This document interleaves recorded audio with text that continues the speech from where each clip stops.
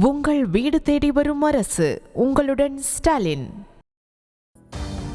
மக்களை காப்போம், தமிழகத்தை மீட்போம் என்ற பெயரில் சுற்றுப்பயணம் மேற்கொண்டுள்ள எதிர்க்கட்சி தலைவர் எடப்பாடி பழனிசாமி போகும் இடமெல்லாம் முதலமைச்சர் மு.க.ஸ்டாலின், துணை முதல்வர் உதயநிதி ஸ்டாலின் ஆகியோரை விமர்சித்து பேசுவதுடன் உள்ளூர் அமைச்சர்களையும் விட்டு வைக்க தவறியதில்லை. அந்த வகையில் முதலமைச்சரையும் துணை முதல்வரையும் லோக்கல் அமைச்சர்களையும் டார்கெட் செய்து பேசி வந்த எடப்பாடி பழனிசாமி சிவகங்கை மாவட்டம் மானாமதுரை சுற்றுப்பயணத்தின் போது முதல் முறையாக திமுக எம்பி கனிமொழியை விமர்சனம் செய்து பேசியிருக்கிறார். அண்மையில் நாடாளுமன்றத்தில் ஆபரேஷன் சிந்தூர் நடவடிக்கை குறித்த விவாதத்தின் மீது பேசிய திமுக எம்பி கனிமொழி மத்திய அரசை கடுமையாக விமர்சனம் செய்தார். அதற்கு பதிலடி கொடுக்கும் விதமாக திமுக எம்பி கனிமொழியை கடுமையாக தாக்கி பேசியிருக்கிறார் எடப்பாடி பழனிசாமி. ஆபரேஷன் சிந்தூர் நடவடிக்கை குறித்து உலக நாடுகளுக்கு எடுத்துச் சொல்ல மத்திய அரசின் குழுவில் சென்ற திமுக எம்பி கனிமொழி வெளிநாடுகளில் பேசியது என்ன என்றும், இப்போது நாடாளுமன்றத்தில் பாஜகவை குறை சொல்வதை ஏற்றுக்கொள்ள முடியாது எனவும் கூறிய இபிஎஸ், இந்திய உளவுத்துறை முன்கூட்டியே கணித்திருந்தால் பஹல்காம் தாக்குதலை தடுத்திருக்கலாம் என்று கனிமொழி குறை சொல்வதாக கூறியிருந்தார். இந்த அம்மா தலைமை தாங்கி வெளிநாடு போய் இந்திய நாட்டுடைய நிலைப்பாட்டெல்லாம் எடுத்து சொல்லிட்டு வந்திருக்கிறாங்க.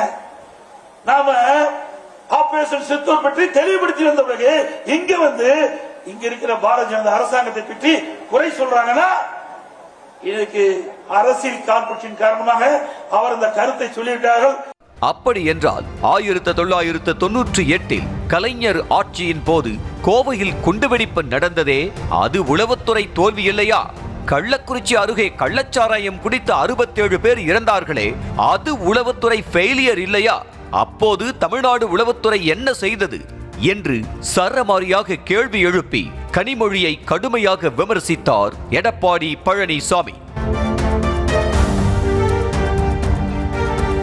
வழக்கமாக மக்களின் பிரச்சனைகள் குறித்து பேசி வரும் இபிஎஸ் திடீரென மத்திய பாஜக அரசை தாங்கி பிடிக்கும் விதமாக பேசியிருப்பது பாஜகவுடனான கூட்டணியை வலுப்படுத்தும் முயற்சியாகவே பார்க்கப்படுகிறது.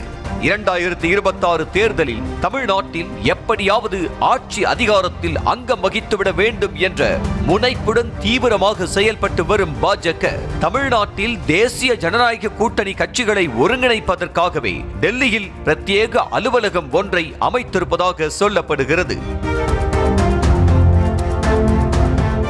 அந்த வகையிலேயே ஆபரேஷன் சிந்தூருக்கு எதிராக பேசிய கனிமொழிக்கு பதிலடி கொடுக்குமாறு எடப்பாடி பழனிசாமிக்கு அமித்ஷா அலுவலகத்திலிருந்து அசைன்மெண்ட் கொடுக்கப்பட்டதாகவும் கூறப்படுகிறது.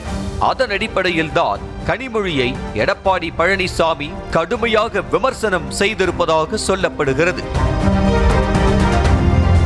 அதிமுக பாஜக கூட்டணி தாமரை இலை தண்ணீர் போல பட்டும் படாமல் இருப்பதை உணர்ந்த பாஜக தலைமை என்டிஏ கூட்டணியை வலுப்படுத்தும் நோக்கத்தில் செயல்படும் நிலையில் அமித்ஷாவின் கட்டளையை ஏற்று கனிமொழியை இபிஎஸ் விமர்சனம் செய்திருப்பதாக கூறப்படுகிறது. இனி வரும் காலங்களில் என்டிஏ கூட்டணியை வலுப்படுத்தும் வகையிலேயே எடப்பாடி பழனிசாமியின் ஒவ்வொரு நகர்வுகளும் இருக்கும் என எதிர்பார்க்கப்படுகிறது. உங்கள் வீடு தேடி வரும் அரசு. உங்களுடன் ஸ்டாலின்.